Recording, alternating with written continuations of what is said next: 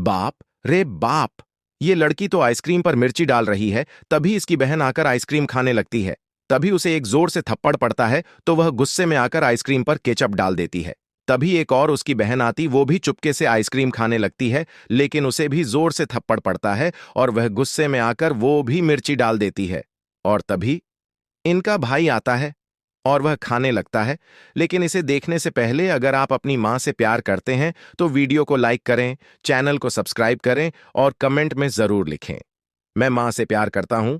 और वह फिर कहता है, कुछ अच्छा नहीं है, और वह तीखी मिर्ची वाली आइसक्रीम खा लेता है।